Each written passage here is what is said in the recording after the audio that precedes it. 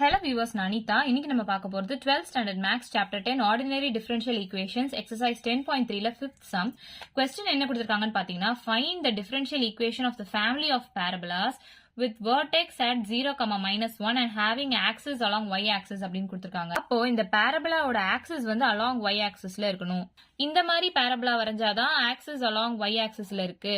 இப்படி வரைஞ்சோம்னா axis வந்து x axis-ல இருக்கு. சோ நமக்கு இந்த மாதிரி ஒரு parabola தான் கிடைக்கணும்.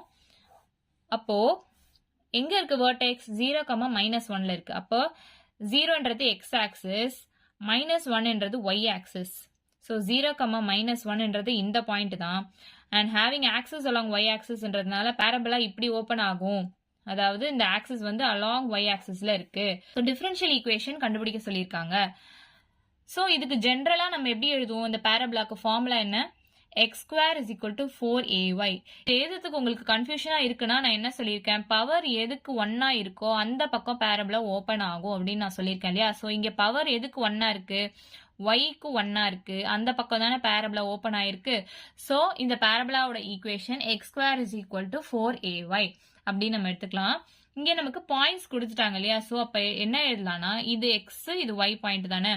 சோ x-க்கு நம்ம என்ன x minus 0 the whole square, அதாவது 0 இருக்கீங்க, is equal to 4a into y minus y-க்கு என்ன இருக்கு, -1 இருக்கு. சோ -1 அப்படின்னு நம்ம எழுதலாமா. So x minus 0 the whole square is equal to 4a into இந்த minus into minus plus ஆயிடும். So y plus 1.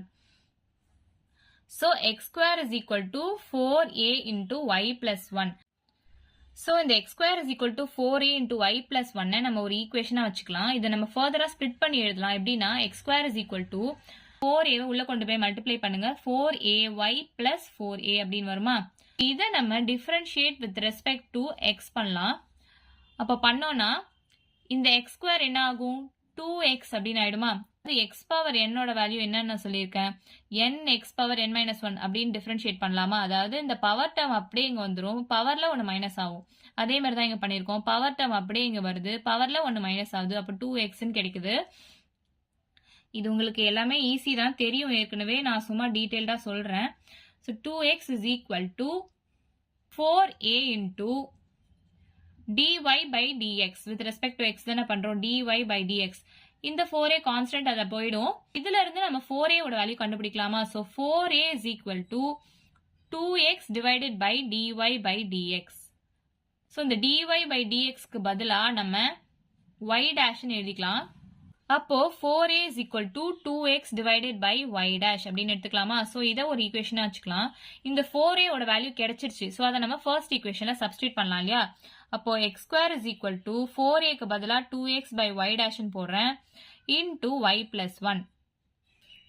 இதுல இருந்து ஒரு x-உம் இந்த x-உம் கேன்சல் ஆயிடும். அப்ப x is equal to 2 divided by y dash into y plus 1 அப்படின்னு கிடைக்கும்.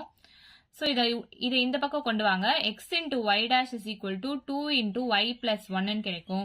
அப்ப x into y dash is equal to 2y plus 2 ன்னு கிடைக்கும். இது ஈக்குவேஷனா எழுதணும்னா xy dash minus 2y இதை இந்த பக்கம் கொண்டு வாங்க, minus 2y minus 2 is equal to 0. இதுதான் நமக்கு கிடைச்சிருக்க டிஃபரன்ஷியல் ஈக்குவேஷன். இவ்வளவுதான் நம்ம சம். ஏதாச்சும் டவுட் இருந்தா கமெண்ட் பண்ணுங்க. வீடியோ பிடிச்சிருந்தா லைக் பண்ணுங்க, ஷேர் பண்ணுங்க, சப்ஸ்கிரைப் பண்ணுங்க. தேங்க்யூ.